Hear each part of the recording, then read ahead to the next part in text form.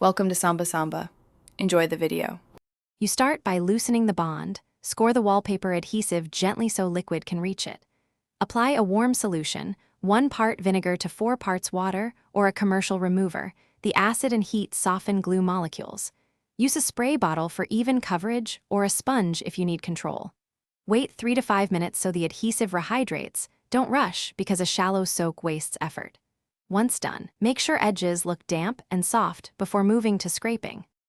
You now remove the softened adhesive using a flexible scraper held nearly flat. This reduces gouging and follows the wall plane. Start at a corner of a damp section and pull the residue away, rewetting every 3 to 5 minutes so the glue stays pliable. For textured walls, use a nylon brush to lift glue from crevices, then scrape.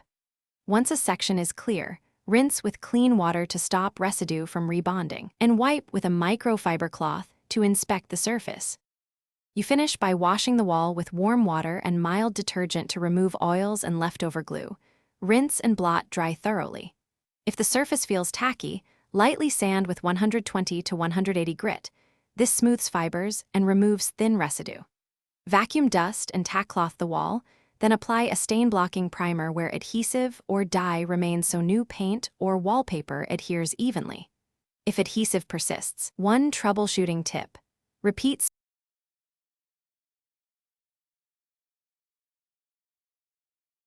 Thanks for watching.